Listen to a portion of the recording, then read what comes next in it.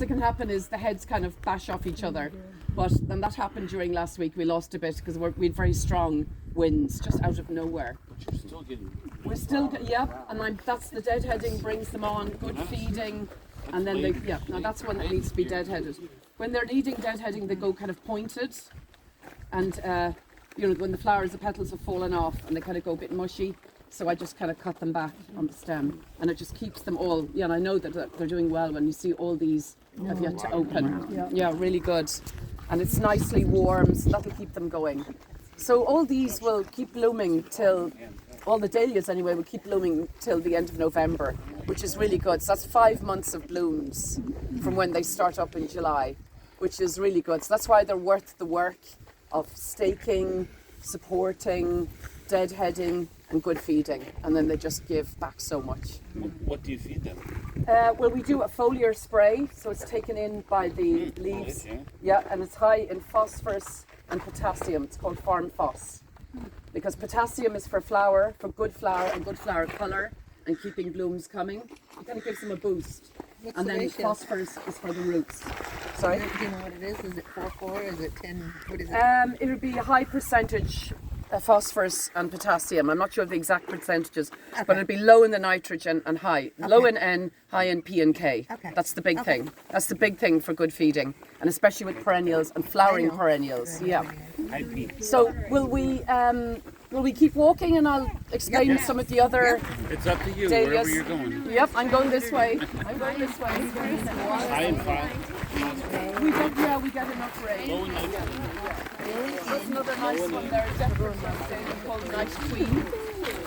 There's an absolutely lovely one here called Waltzing Matilda.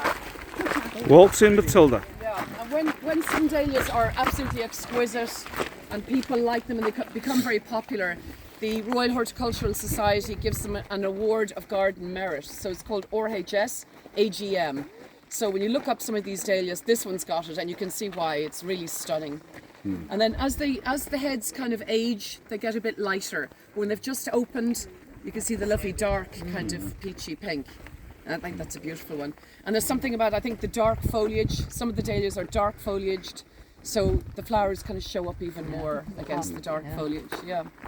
So, and there's another lovely one just over here, Bishop of Canterbury. Yeah, a lovely kind of a deep pinky magenta, really lovely. It's just coming into another flush of blooms. Bishop Canterbury. This is the pink one. Sorry, there. Excuse me. Sorry. Series, dahlias come in series. This is part of a series called So this is a single head. And the bees love these because the nectar and pollen is so accessible. So that one's called Wink, Dahlia Wink. So just lovely colours against the dark foliage. So we have some nice autumn blooming perennials here. For example, we have red hot poker.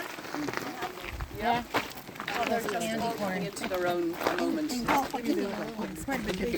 Yeah, well, this is a particular autumn blooming one called Coalescence, with a kind of a dusky pink as opposed to the orangey red and yellow. Red hot poker. That's what they're called. Yep.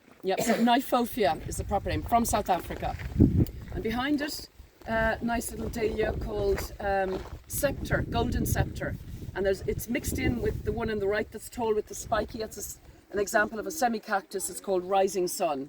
All the names are very kind of apt. It's kind of crazy, but they're kind of apt. So Rising Sun. Yeah, it's beautiful, isn't it? These blooms are attracting a different bee. Honeybees. Yep. We've hives over near the distillery. And we get all the honeybees. Bumblebees and then honeybees too. Yep. We get everything. Whiskey. Oh, sorry. Excuse me, there. Whiskey. Cullen, the old name for Wicklow. And yes, Powerscourt are distilling their own whiskey. And it's fabulous. So this is closed at 7 again.